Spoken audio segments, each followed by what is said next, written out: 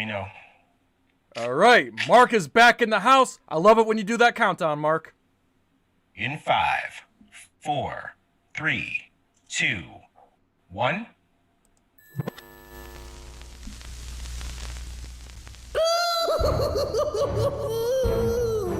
Greetings, citizens! You're now trapped in the nerd cage with your hosts Marq and Jay. We hope you have a smashing good time.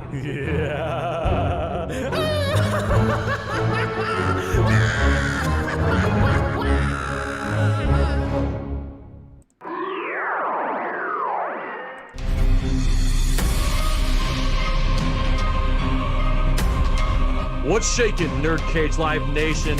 Yes, you all saw it coming. What's better than watching Legendary's Godzilla vs. Kong? Watching it with your boys, Marq and Jay, on Thursday, April 15th, 2021, 8 p.m. Eastern Standard Time. And look who we bringing with us. Representing Team Godzilla, louder than an atomic bomb, Adam from Scrye Productions, Wild Band, and voice actor Matthew Farden.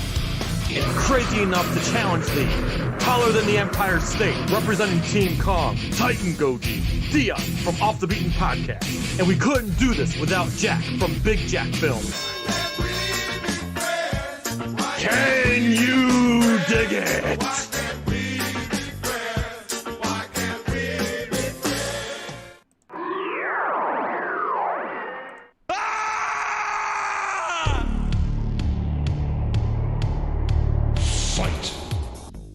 Greetings, Earth Realmers.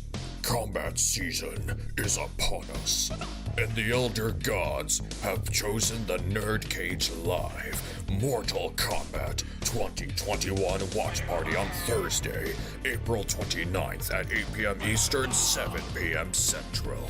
And leading the charge from the realm of Chicago is Master Daniel Pesina, the original Johnny Cage, Scorpion, Sub-Zero, Reptile, Smoke, and Noob Saibot.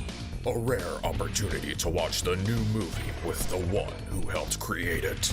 And joining him, some of Earthrealm's finest, Mark Withers, Jay St. G, Dion from Off the Beaten Podcast, Daikaiju Tony, and emerging from the depths of the Netherrealm, Titan Goji. Finish him! A-B-A-C-A-B there. Thursday, April 29th. Prepare yourself for Mortal Kombat.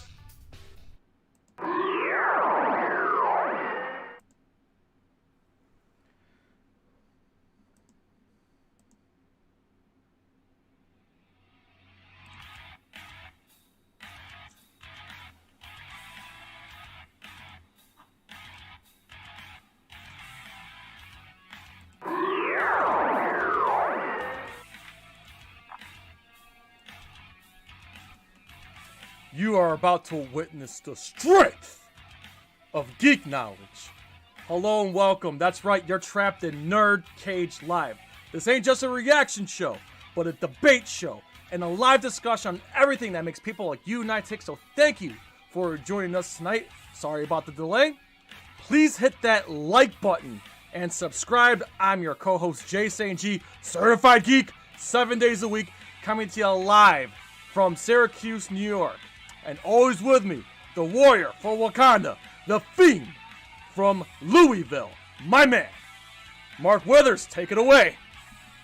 What's going on, man? Super excited to be here as usual. And yes, I want to apologize to everybody for last minute sort of dropping out. I took that COVID shot, the first shot of the two, of the Pfizer shot. It really knocked me out.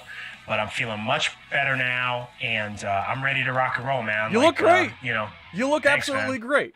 So Thank you. and of course, you had your NerdCage Live sick day, so that's all good. You had plenty of them to use. Wild Band was a fantastic guest last week, and yeah, and I'm glad. Like I said, I'm glad everything's going well. But I feel like I know you used a sick day last week, but I feel like we could let's just get it out of the way. I kind of want to make you sick again. Okay. So, Mark did take it upon himself to prepare for next week's shameless plug. Next week is the Godzilla vs. Kong watch party with yours truly and a host of little guests. But Mark obviously didn't want to go into the watch party without watching Godzilla vs. Kong first. Right. And like I remember everybody on Facebook was just kind of like, ooh, Mark's gonna watch GVK. I wonder what his opinion's gonna be. That being said, to no surprise to me, you had quite the reaction, Mark. So just go ahead. Your general thoughts on Godzilla vs. Kong. All right, so let me preface this by saying what everybody already knows. Like, I'm not really a kaiju fan, not really a big tokusatsu expert or anything like that. All this is brand new to me, right? So I watched two kaiju movies that I ended up really liking a lot, Daimajin and Kong Skull Island, which was fantastic. So then after that, I got sort of hyped, like maybe I've been missing out on this whole kaiju thing. So I watched Godzilla King of the Monsters, and my enthusiasm went just like that. And then I was like, well, I'd heard bad things about King of the Monsters. Maybe that's just like a fluke. Then, with GVK coming out, Jay and I usually have differing opinions about things. I know he hated it. Maybe it's like secretly great.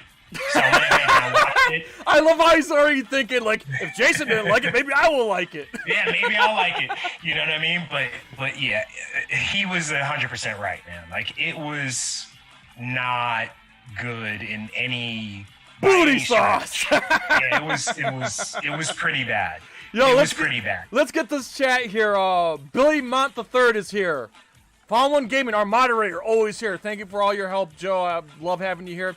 Scott Bannock, always here. Paul Tackett, always here. He also says, Mark, I'm sorry you did. Brian It's pretty Kingsley's discouraging. here. And of course, the mighty Titan Goji. Shout out to Titan Goji. He will be taking part in the GVK watch party. On top of that, he just released his Daimajin trilogy retrospective today on his channel. And I guess we can kind of let the animal out of the bag here. We did a Daimajin review or retrospective, and that's going to be coming out next week. And Titan Goji and Sean Barry of the Shots of Japanese Cinema partook in that, and that we had a blast doing that one. So definitely keep your eyes out for that. And of course, the lovely Cindy Lou Withers is here with us as well. Cindy, we always love your support. By the way, to everybody on NerdCage Live, I'm kind of doing a small experiment today. First and foremost, our guest had a last-minute family tragedy, could not make it in. I want to experiment with something today. As you guys see me on camera right now, I'm using the zoom as the camera. I want to know if do you guys like this better, or you like the old way better, where it's just like basically my head? Do you prefer the body shot or the head shot? Let me know in the chat. I'm just curious. We're just kind of. I felt like this was a perfect opportunity to experiment with my camera today. Woo! Oh, Mr. Movie Lover is here. He's also saying, he says, you have to take logic and throw it out the door. Let me combat that real quick. Okay? Yep. I did throw logic out the window. I was prepared to do that, but I only could throw logic out the window so much to the point where I can't. It was just too much. Mark, can you kind of elaborate that? I felt like this movie defied the laws of physics to the infinite degree, and there's just every other scene of like, wait a minute, that doesn't make sense. I tried throwing logic out the window, and I couldn't. Yeah, I mean, I think you and I probably dislike the movie for different reasons. Like, I know exactly what you're talking about as far as things logically not really making sense, and some of the effects sort of not really looking right. Mm-hmm. The bigger problem for me is the way that I've sort of approached these movies, the few that I've watched so far, is that I feel like all of the strength is in the way that the human characters are written. With both Daimajin and with Kong Skull Island, they had fantastic human characters that were compelling, that were well acted, well scripted.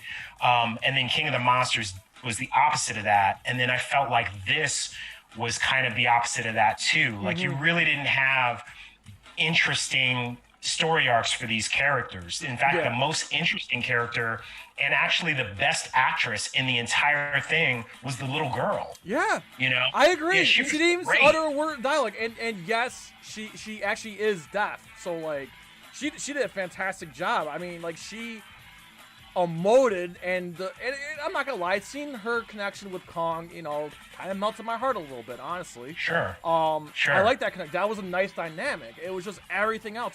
Like, listen, I'm a fan of Alexander Skarsgård. I was a fan of True Blood. Well, when it started, not how it ended. When True Blood started, like, Alexander Skarsgård was like awesome, and he was also in that Lady Gaga video back in the day. He was awesome as Tarzan. Yeah, too. I had not seen Tarzan Tarzan, movie, but you he was recommended really good it to there. me. But anyway, I was excited when they announced that he was in the movie, and I felt let down by his performance. I mean, I guess not his performance per se, but the material he was working with. It just did not work. And it's just weird because, like I said, it's a pretty... not great cast, but it's a good cast. I think Skull Island had a great cast. Solid, like, A-listers all around. And I thought this movie had some, you know, big names. You had, like, Brian Tyree Henry from Walking Dead. Millie Bobby Brown, obviously. The kid from Deadpool 2. I don't know his name, but he plays Fire Fist. Yes, Fire Fist. Like, he was great in Deadpool. Like, they were all great performances prior to this movie, and then they get this movie and just, like... You know, yeah, it was like and like you said, it may not have been the fault of the actors. It was like more the material that they were given. They really didn't flesh those characters out and give them a whole lot of motivation. And I felt like the whole purpose of having those human characters is to sort of facilitate story, sort of give us a reason to care about why these Titans are coming together in the first place. And I really just didn't get that at all. Like, you know, and I expected it with a cast like that. I figured that they would really like take the time and flesh this out. The other side of that is that I know that this is an Adam Wingard movie, and I was not a fan of Death Note. I've never seen Death Note, but I loved VHS. Okay, all right. Loved VHS. So I'm just not a fan of that director, and so I can attribute some of it to that. You know? Agreed. Titan Goji has a really good comment here, and I think I know why he's saying it too, because I think Davis doesn't want to lose you, Mark, but he's saying Mark would get... No, I'm serious. I see exactly where he's going with this comment here. He says Mark would get more out of the original King Kong versus Godzilla from 1962 because that one is throw logic out the window done right. And I can agree to that because I felt like that movie has a better story. Like, it's got a solid story, and that's what the MonsterVerse, in my opinion, was lacking. Mr. Movie Lover says, yes, I agree on the characters. I think if they made another they hired back the writers from...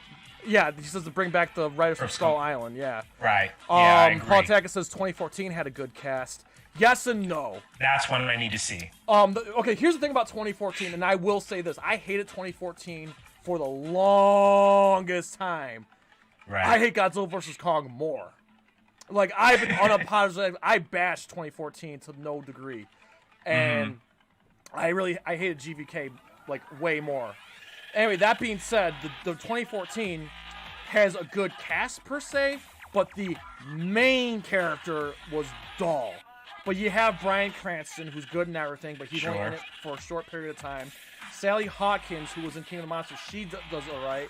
So does Ken Watanabe. But yeah, Elizabeth Olsen. But again, Ken Watanabe plays Serizawa, right? Yes. All right. So I'm not going to give any spoilers for anybody who didn't see King of the Monsters, although it probably doesn't matter. But so is that character like throughout like all the other Godzilla movies? Well, okay. Pretty much. So. Like a main yes and no. So they had him in 2014, and of course his character did his thing in King of the Monsters. But Serizawa, the name, is a name they borrowed from the original Godzilla movie. The original Godzilla movie had a Dr. Serizawa. Spoiler alert: he's the one that killed Godzilla in the original movie. I see. And which it kind of doesn't make sense because they borrowed the name, but it's not the same character. Like I feel like the the character of Dr. Serizawa in the MonsterVerse is more like Dr. Yamane from the first movie, not Dr. Serizawa. Dr. Yamane was a paleontologist who did not want to kill Godzilla and want to study him, which is what Ken Watabe's character is. Serizawa was like a crazy character and was the one that ultimately killed Godzilla. I kind of spoiled it, but you should see the original movie. Yeah, that's what I want to say. Check it out. That's what I was going to say. Don't let Godzilla vs. Kong ruin kaiju movies for you, because there's so many better ones that myself recommended to you. So did Davis. So did Matt. Like, they made the special effects not be on par with the MonsterVerse by far, but at least it's solid storytelling. Right. And as I get older, the more I appreciate the older films. I mean, this is coming from me. I mean, this is just me as a diehard Godzilla fan from the jump. When I was a kid, I just loved the rubber suit action. As an adult, it's the stories. Now that I have a better understanding, and now that we have access to these movies uncensored, Japanese with English subtitles, there's stories to be told. So that's just my take. That being said, my last thought on King of the Monsters, and then we want to bridge onto another subject. But the thing about King of the Monsters is, I will agree to everybody else that those monster fights were hella entertaining. I'm not gonna lie, those fights were entertaining, but it's not. I can't justify. It doesn't cover the blemishes of the bad storytelling and everything else. Yes, it's entertaining, but the movie as a whole just does not stand on its own. Again, the great fight does not cover the blemishes of this movie overall. Right. Yeah, and I agree. I agree with that. That's great. We agree for once, Mark. Yeah, for once. For once. So perfect segue. The one thing I am happy about, and Mark can agree to this, Godzilla vs. Kong pretty much just kicked down the door for the box office. I mean, 300 million doesn't sound great on paper, but when you consider 25% capacity, not every state has theaters open, this, and that, the fact that the movie has done $300 million worldwide, I think is a sign of the times that the movie theaters can come back. Absolutely. That being said, it has come to our understanding, I'm ready to switch the topics here, Dune, which is also released by the same studio as Godzilla vs. Kong. They're talking about, HBO Max is talking about just not going to HBO Max and just going right to the theaters without HBO Max. So Mark, your take on Dune and how you feel about what's going on. Yeah, I think that this is, Godzilla vs. Kong doing the numbers that it's done, especially since, you neglected to mention that it was also available on HBO Max. So you had a significant portion of people that watched that, but it was a much smaller percentage of people who watched it at home versus people who actually went out to the theater to see it on a big screen. And that franchise is not a particularly large franchise, right? It's not like, it's a niche audience. It's a niche audience. Yeah. And I'm speaking particularly just about the MonsterVerse, right? Just the WB version of these films, not the Toho stuff. Like, those movies did okay, but not great in terms of box office. But you have other films that have had much larger projections pre-pandemic, right? So if a movie like Godzilla versus Kong can jump over all those hurdles and do the numbers that it has done over like the past week, then certainly a movie like Dune can do much bigger numbers with more time, with more people being vaccinated, with more people being comfortable and excited to get out and to go to movies and to actually get comfortable with the concept of actually sitting in a theater. GVK has kind of led the way for not only Dune, but like a lot of these other movies which have been planned to go straight to streaming.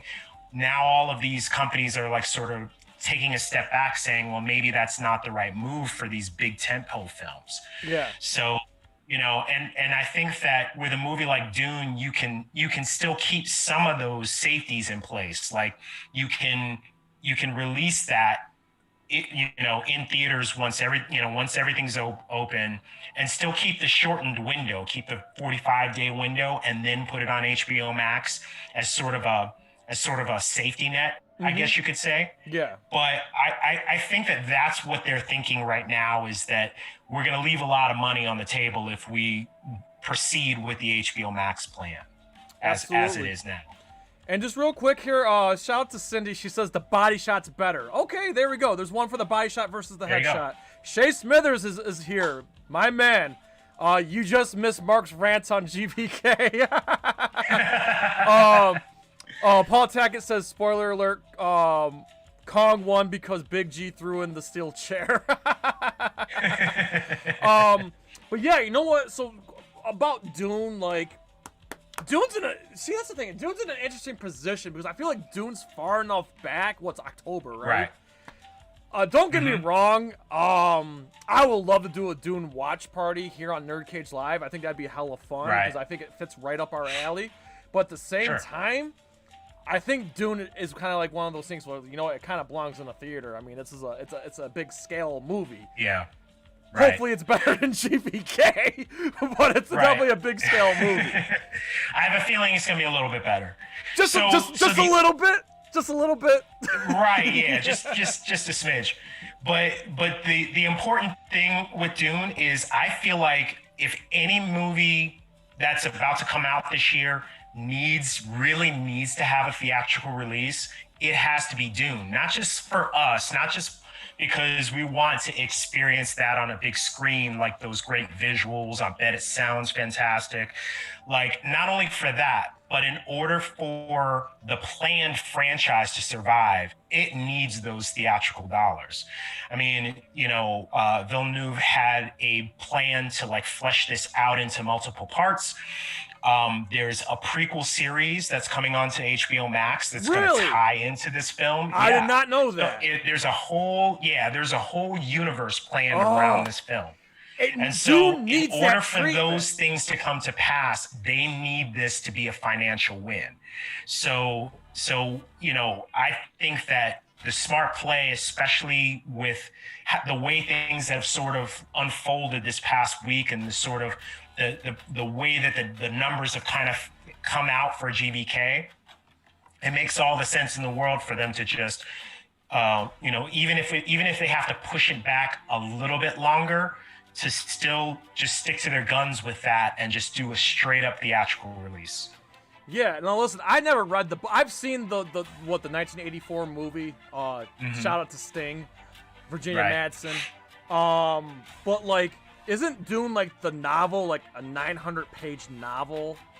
It's a huge novel, and this film is only like the first third, I think, of that novel. Somebody in the chat will probably know better than I would, and they could probably correct me if I'm wrong. But I think this is only like 30% of the actual novel. Okay, so and it was set up for Villeneuve to make a trilogy out of it. Oh, and so, great. Right, and so if it doesn't, you know what I mean? If it doesn't work, we're not going to get the rest of that story. You know, and so it has to come out in the theater. The old movie, again, I'm going to give the old movie a pass because at the time that was really ambitious. They did all they could to cram the whole novel into one movie. Right. Mm-hmm. It looks like this, I was not aware. I'm glad you shined in on this. This movie seems like it's doing the opposite, where it's going to take its time, take one section of the book, hopefully we'll get more, and then you said a prequel series on top of that? Holy smoke, sign me up. Like, this is what science fiction needs. I just hope there's enough, I really hope there's enough sci-fi nerds out there that's gonna, like, justify them building more out of this. I hope. Yeah. It's because I feel like that's another niche audience. Yeah, that's my worry too, because it's not like it's a 4-quadrant film, right? Yeah. Like, it's not like a movie for everybody. Yeah, but I think that there's enough there to pique the interest of people who are not nerds necessarily, who are not like really big into sci-fi. I know that Villeneuve is not, he's not like a director for everybody, like Blade Runner 2049 or whatever that movie was called. Like, it was a beautiful film, but it wasn't like it wasn't a hit for everybody. Yeah. You know what I mean? And like that's my worry with this is that maybe to us this is a must see, but like to the average moviegoer it won't be. Hopefully, it's got a stacked cast though. That's the thing I got hope for. Yeah. We got Jason Momoa and Batista and a few others there. Like it's a stacked cast, and I'm hoping Timothy Chalamet, Zendaya. Like hopefully that will drive the general audience in. Right. So we got a good question in the chat, and it completely slipped my mind here. Brian Kingsley says, thoughts on the first clip from Ghostbusters Afterlife. Mark, go ahead. I've been waiting on Ghostbusters Afterlife for like 2 years. So, like, I mean, are you talking about the Stay Puft Marshmallow Man thing? I think that's what he's referring to. I mean, it's whatever, like I'm not like, it doesn't hype me up per se, but I could definitely see why other people would be excited about it. I just like the concept itself, just the story itself. Like I've been excited for this thing forever and I just want it to come out. I just want to see it. To quote Brian from Monstrosities, I was whelmed, not overwhelmed, not underwhelmed. So my general thought was, okay, so this is definitely a Ghostbusters movie, and it's an awesome throwback. Again, my only worry is this movie gonna like rely heavily on nostalgia, or are they gonna drive this franchise forward with fresh new ideas, fresh new villains, and so on and so forth? The other part of me is like, goddamn Baby Groot, goddamn Baby Yoda, stuff like is what pretty much led to this. Now we got little mini Stay Puft Marshmallow Men, kind of like hopping on the whole Baby Yoda, Baby Groot. That's exactly pain train here. And that's what. That's exactly my thought too. Yeah. Like like when I saw that, I was kind of not necessarily thinking that, but it was almost like as I was watching it, I was like, that's a studio note. You know what I mean? Like, that's something that they probably didn't plan on having. Then the studio was like, oh, what would be really awesome if you put like a mini, like, Stay Puft Marshmallow Man in there. And then, you kind of have to take those notes and kind of put them in the film, like, a lot of the time. So that's what that read like to me. I mean, hopefully that's not, like, anything that's, like, particularly important to the film. Like, it's just like a cute whatever. Yeah. But the trailers before this have all looked awesome to me. Like they've all looked interesting to me, and it looks like they are going to be telling kind of a different story while at the same time giving a nod to the original four, and that's kind of what we want to see. And I like the fact that Paul Rudd is kind of the guy that's kind of leading the way for this thing, so. I'm sorry, the chat's making me giggle right now. I'm telling you, NerdCage Live Nation's always in full force every week, and they always amaze me, and they always say the coolest and funniest things. So check it out. So, Paul Taggart just started off saying like, "Hey, Ghostbusters After looks fun." Yeah, I agree, it does look fun. Yeah. Scott Bagg says, "Dude, those little Stay Puft Marshmallow guys will probably be in the movie for 30 seconds." That's what I'm hoping. Yeah. And then, of course, Paul's also saying that me hating on Baby Yoda's fighting words, apparently. And Shay Smithers is saying that I guess that you and I are done with little cute critters. I mean, I will always, Like, I will always defend Grogu, like Baby Yoda. Yeah. To me, that he was the whole reason for the Mandalorian working, right? Sadly and enough, so, yes. You know what I mean? Like, but... And I say that without saying that he was like a gimmick, because he was like an important part of that story. And I love Baby Yoda or Grogu or whatever, you know what I mean? I think you're right though, Jay. I think that like studios are looking at like the success of those kind of like You little cute those kind cuddly of characters, creatures. and it's like everybody's got to have like a cute little character now. And it just felt like, looking at that, to me it just looked like a last minute add-on, you know what I mean? Like the studio was just like, put this in, now we have time to like change things, put this in real quick. That's what it seemed like. I might be wrong about that. It's gonna be fun when this movie comes out. We're definitely gonna dissect it. Hey, Godzilla sure. Gamer calls in the chat. He says, "Yo, what up, NerdCage? hashtag booty sauce. Listen, they all know. They all know, man. They all love that review. Honest to God, going back to GVK, I thought for sure I was going to get crucified. I'm watching this movie, and I wanted to like it, and I kept thinking to myself, oh my God, if I put a negative review, I'm going to get crucified. But I like to be honest with myself. And then at 5, no joke, 5 in the morning, as when the movie ended, my phone blew up. And I'm not gonna name names, but there are other kaiju YouTubers and other people who just blew up my phone, and they all said the same thing. I hated this movie. This was bad. Yeah. So then I'm like, oh my God, okay, great. I'm gonna post my review then, because now I know I won't get crucified or blacklisted and this, and that. Okay, yes, Mr. Movie Lover, I'm glad you brought it up. This is why we have an open floor right now. Mr. Movie Lover says, cough, cough, Suicide Squad. I actually had that topic. I had it queued up. So, whoops, that's Black Widow. Hang on. Sorry, guys. Technical difficulties here.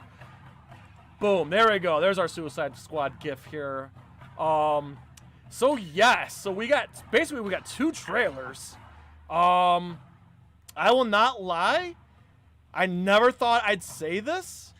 I kind of like the theatrical trailer better than the Red Band trailer for whatever reason. Right. Same. Yeah. Same. I mean, I don't know.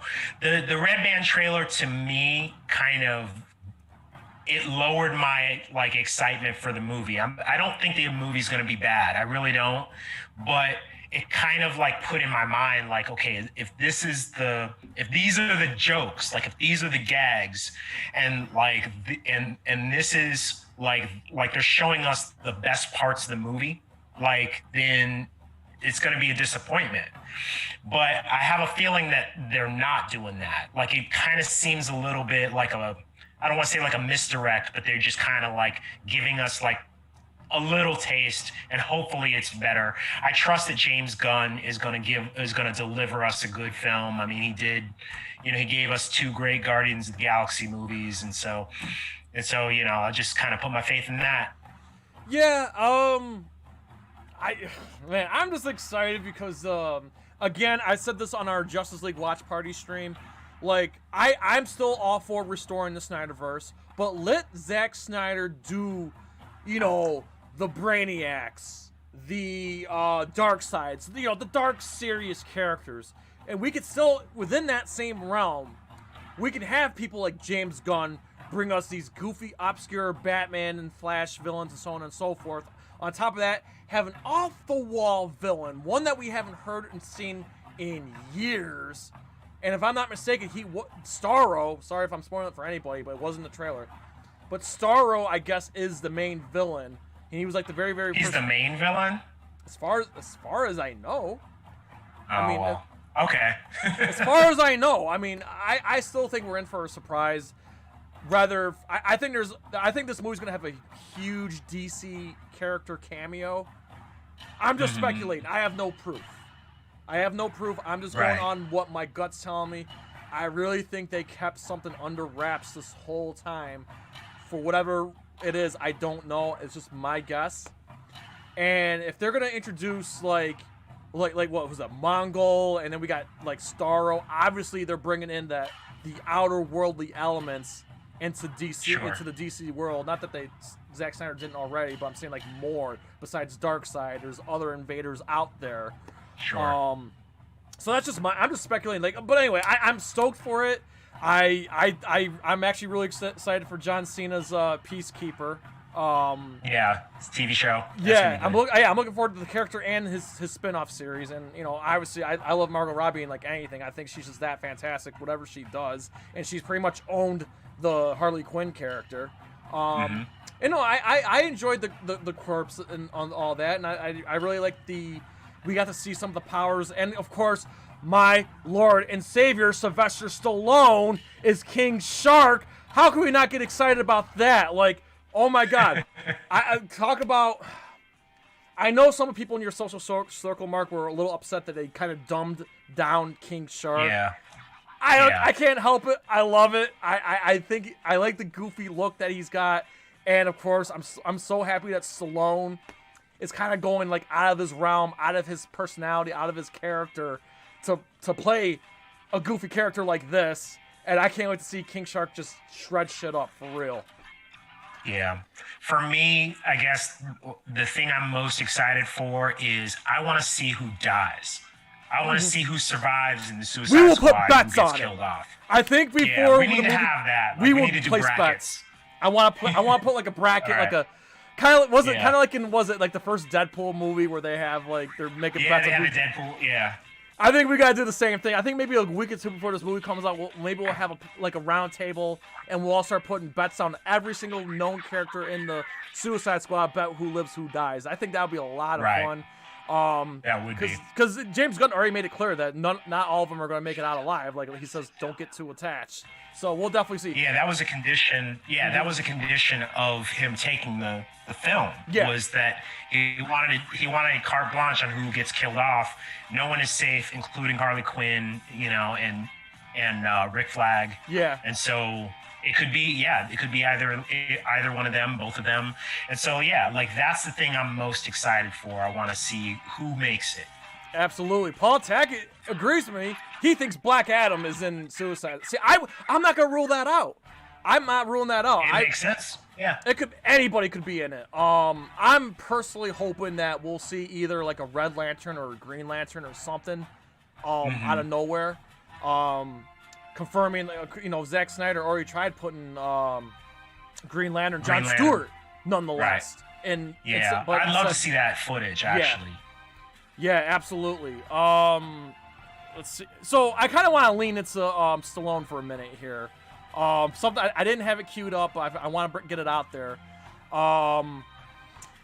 So again, some great Stallone news. Obviously, we have him as King Shark, but there's some bad Stallone news that just gut punched so hard to me. I almost cried when I read the news. Honest to God. So it's come to our attention a few days ago. I mean, the rumors were out there, but it's been confirmed by Sylvester Stallone's rep that, yes, Creed 3 is coming next November of 2022 with Michael B. Jordan directing and starring, but Rocky will not be in the movie. We got to talk about that real quick. Mark, your initial thoughts. So, back when we covered this initially in a rapid fire episode, maybe like 2, maybe 3 months ago, when we first heard rumblings that Michael B. Jordan was going to be taking on Creed 3 as a director, there was talk back then that Sylvester Stallone was going to do a separate Rocky movie that was not going to have Donnie in it. And so I don't know if they plan on releasing these movies concurrently if the Rocky movie is still a thing, but I kind of braced myself back then for this possibility. And so I'm like you. I think that for me, this is strike two. Because you know how much I love Ryan Coogler as a director, and I really wanted Ryan Coogler to come back and do Creed 3. No shade on Michael B. Jordan, but this is going to really be his first outing.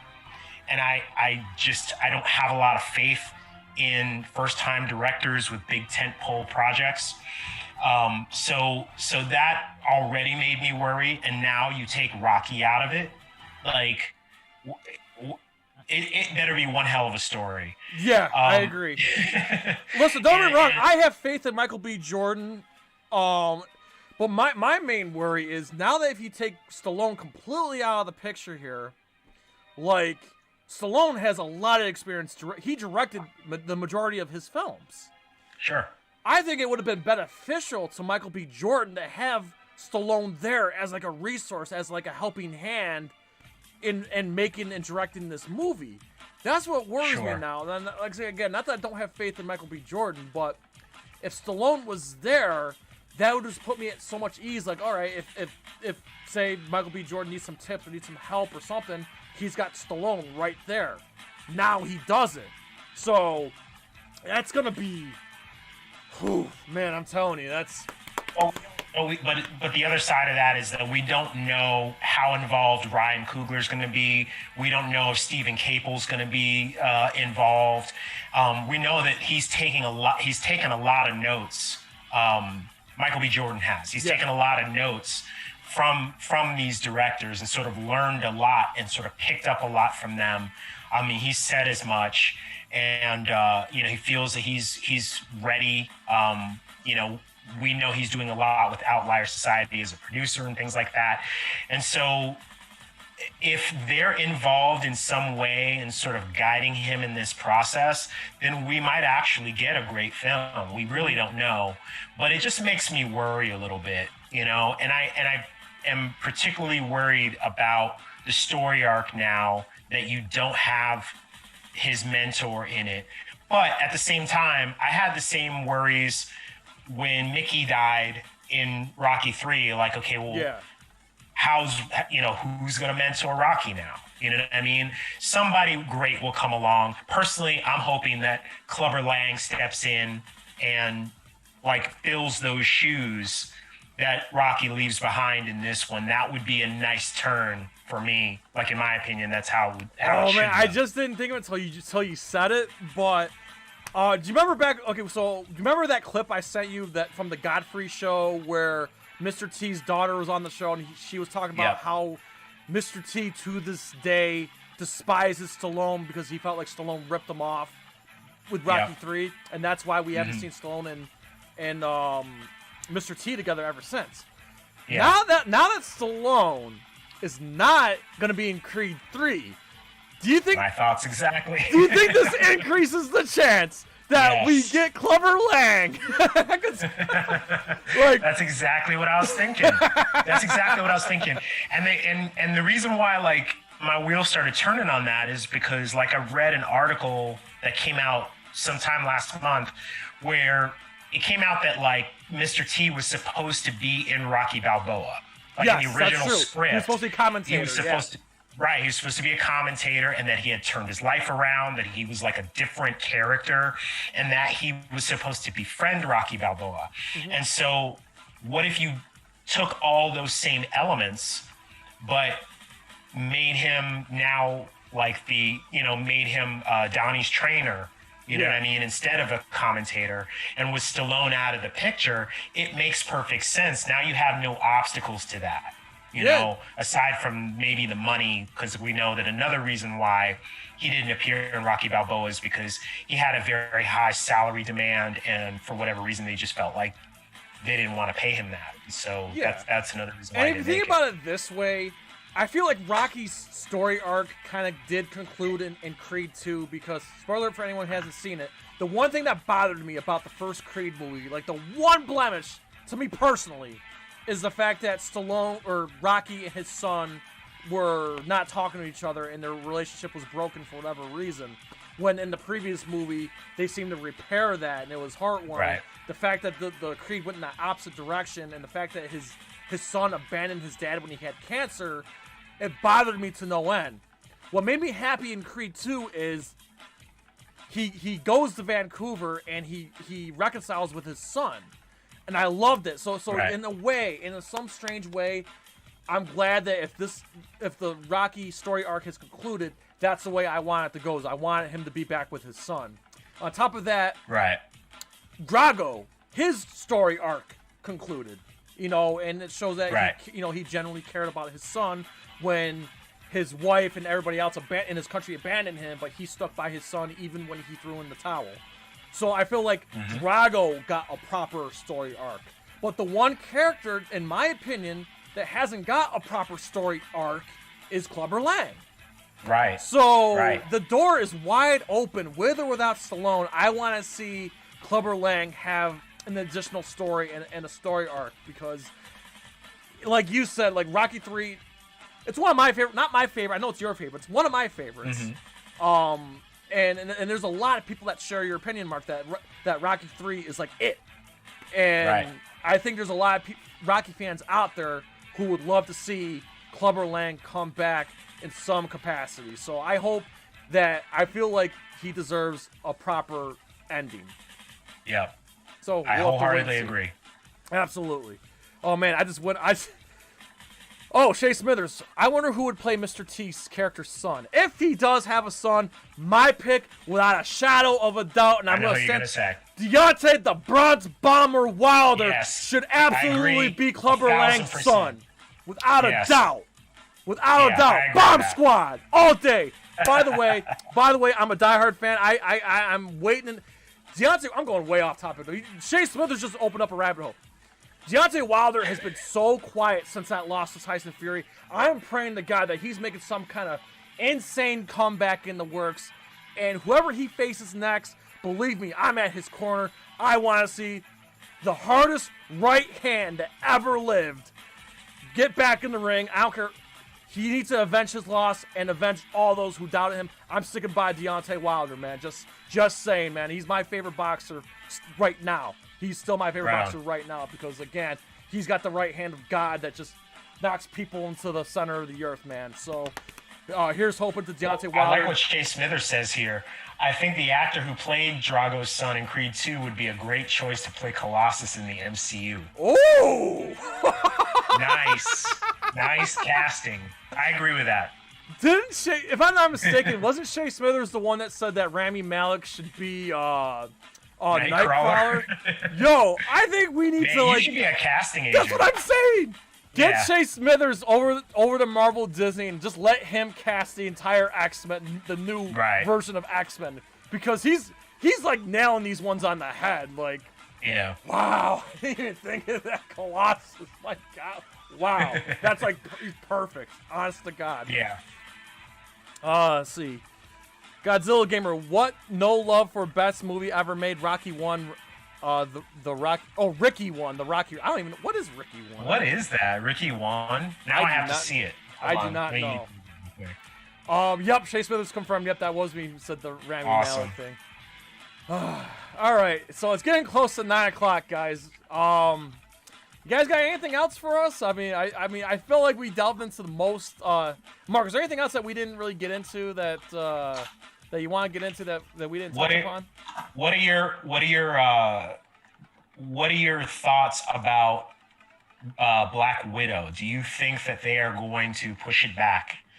Bob Chapek said a couple of days ago that they're going to wait until the last possible minute to make a decision about, like, are they going to continue with the premiere access, or are they going to just pull that back and just do straight theatrical, given the success or relative success of Godzilla vs. Kong? I want to know your thoughts on that. And yeah, I had Black Widow queued up here. So, listen.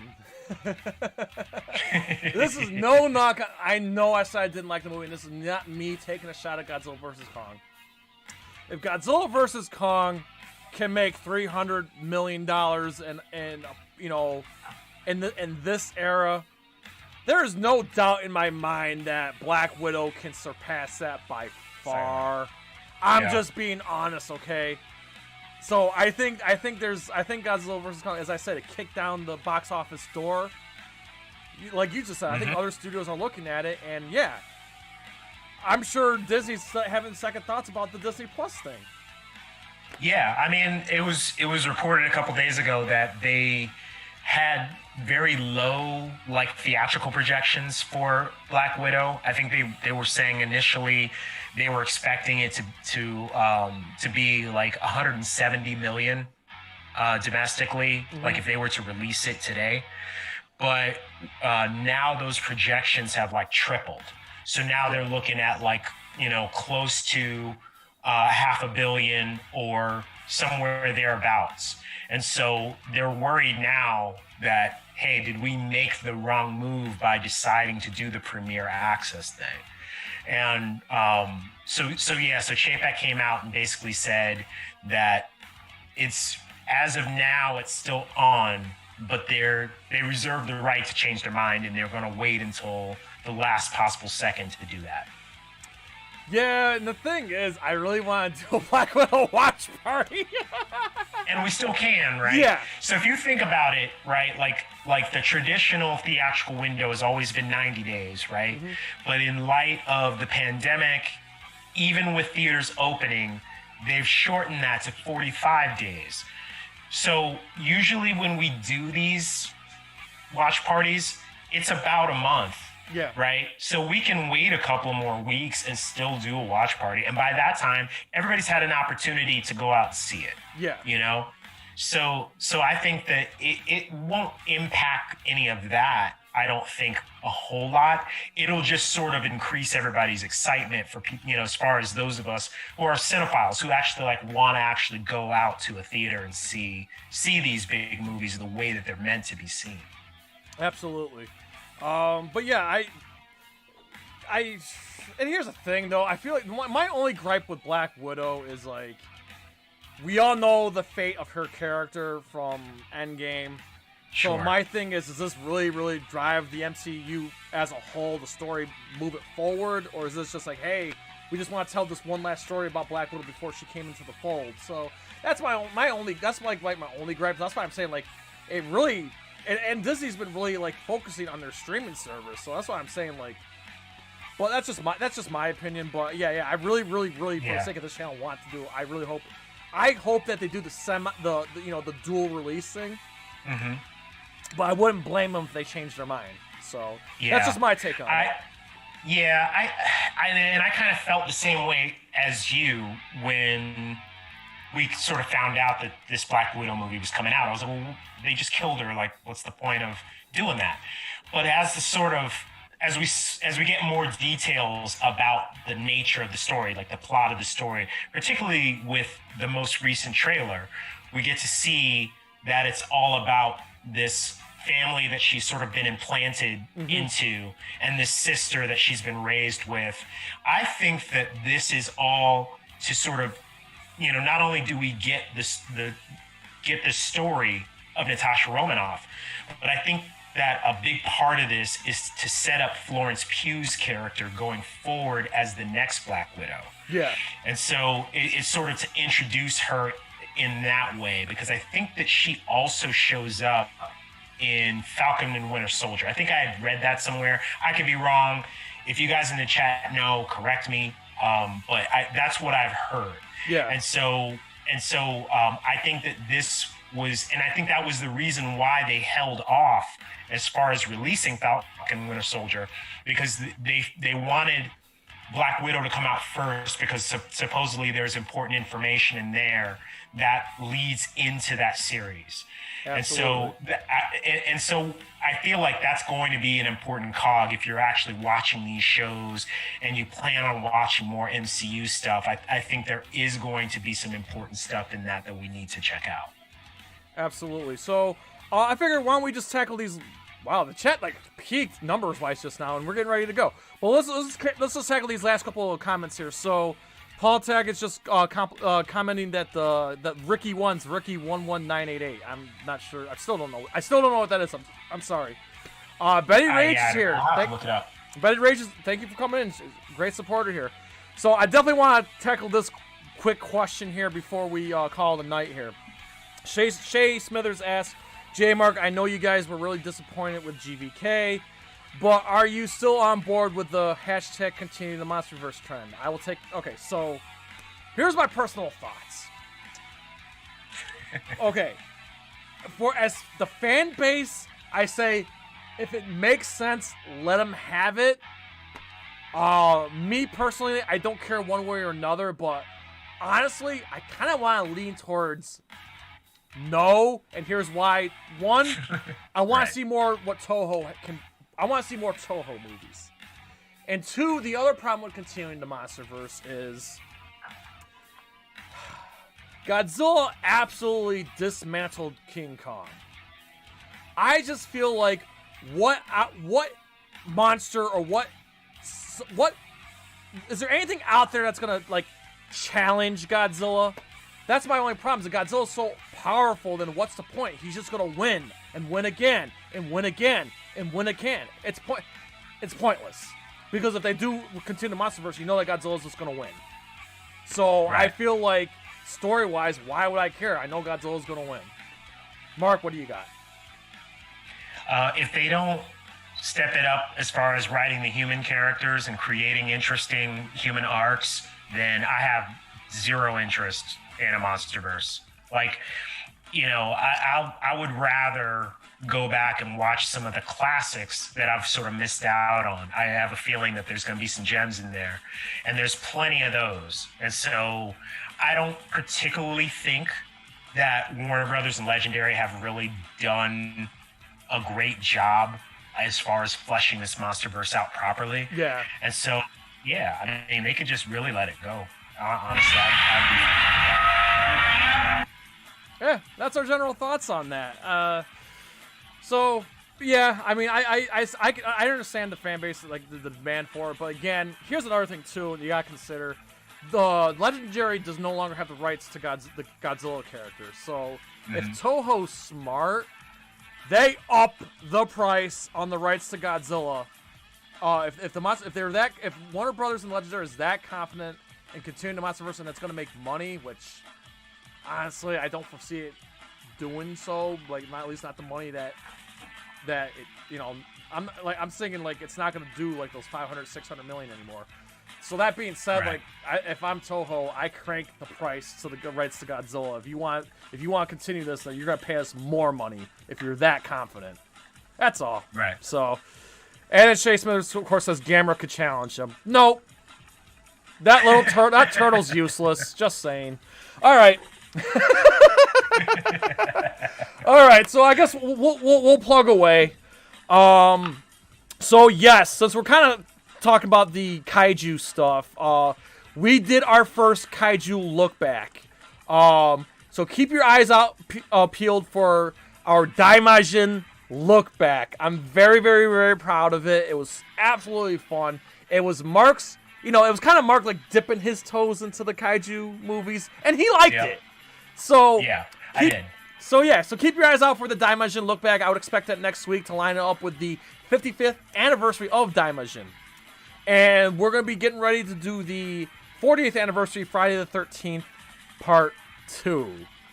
That's going to be hella fun too. I'm actually going to be delving into those movies this weekend. Yeah, I rewatched part 1 today just to sort of get myself acclimated. It's been a long time since I watched these movies. Now, I'm old enough to be able to say that I watched them all in the theater, like when they came out. And so, and I haven't seen like part 1 or part 2 since then.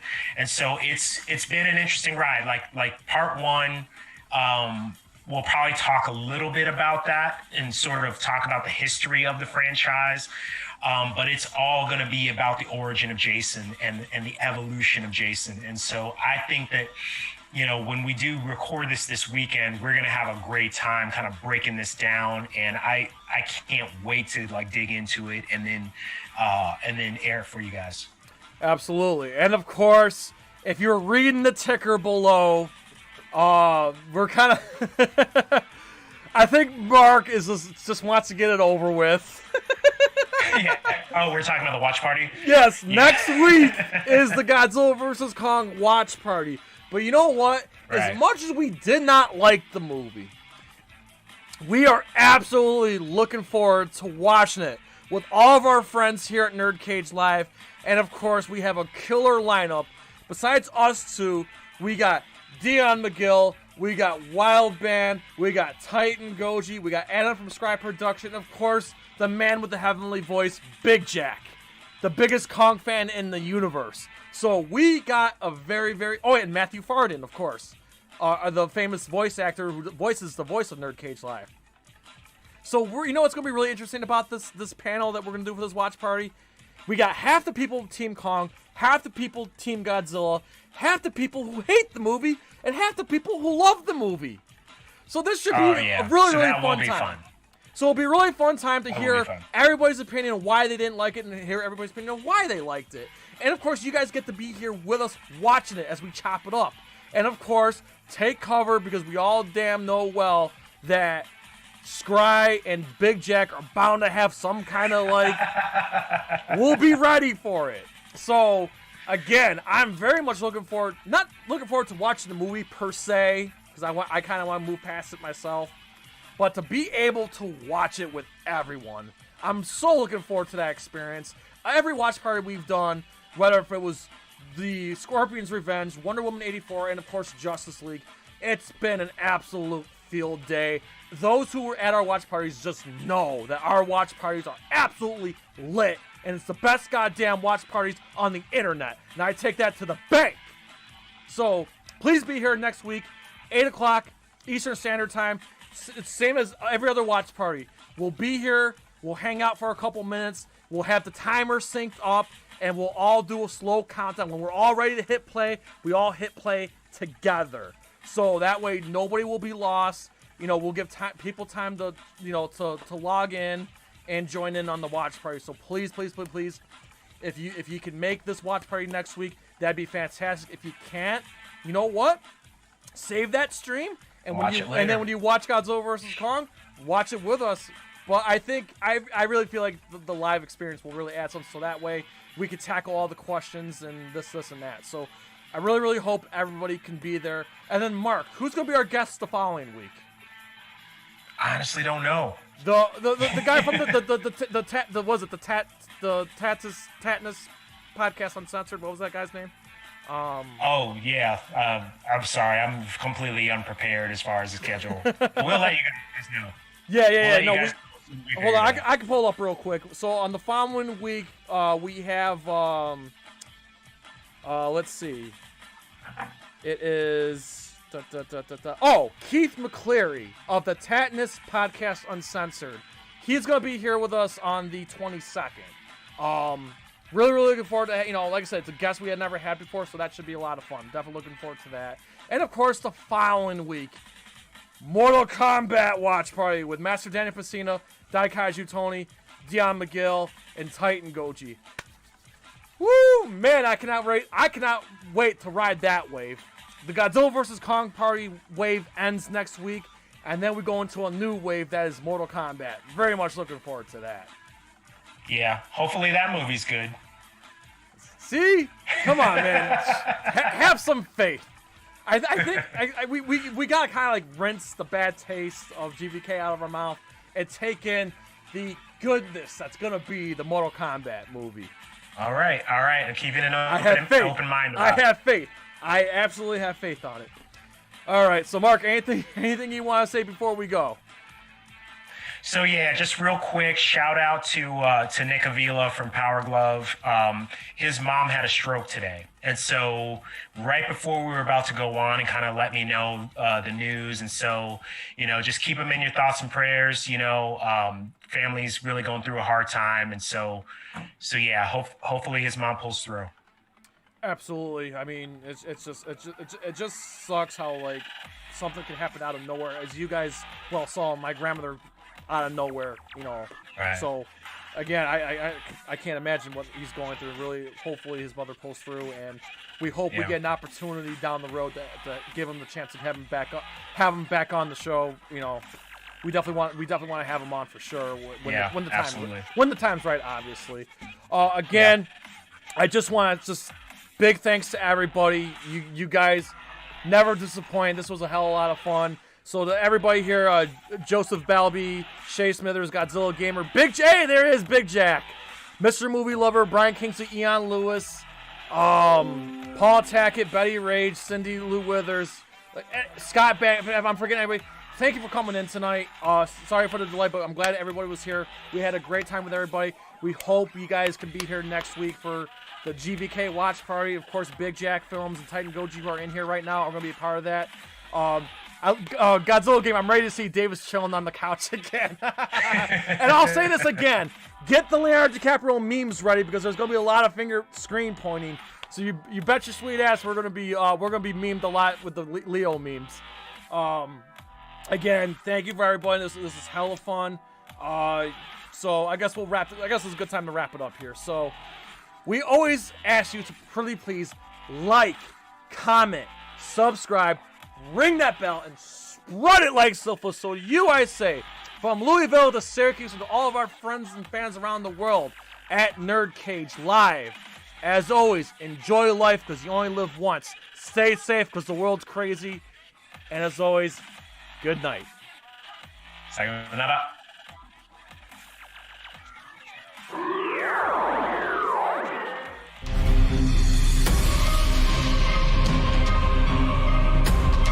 What's shaking, NerdCage Live Nation?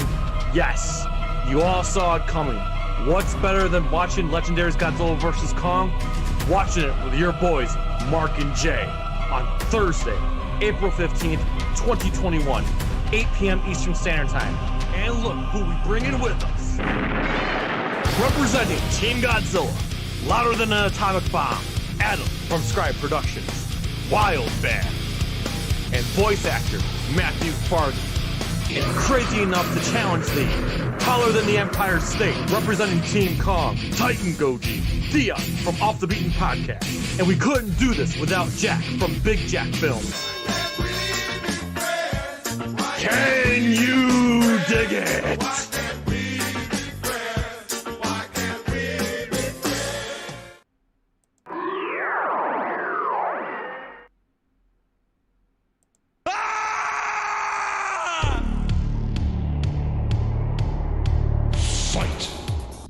Greetings, Earth Realmers. Combat season is upon us, and the Elder Gods have chosen the NerdCage Live Mortal Kombat 2021 watch party on Thursday, April 29th at 8 p.m. Eastern, 7 p.m. Central. And leading the charge from the realm of Chicago is Master Daniel Pesina, the original Johnny Cage, Scorpion, Sub-Zero, Reptile, Smoke, and Noob Saibot. A rare opportunity to watch the new movie with the one who helped create it. And joining him, some of Earthrealm's finest, Mark Withers, Jay St. G, Dion from Off the Beaten Podcast, Daikaiju Tony, and emerging from the depths of the Netherrealm, Titan Goji. Finish him! A-B-A-C-A-B-E there. Thursday, April 29th. Prepare yourself for Mortal Kombat. Ooh, trying to get out of the NerdCage, are ya? Well, before you go, hit that subscribe button. And if you're really intrigued, ring that bell. Thank you for dropping by. Until next time, tell everyone you know about NerdCage Live!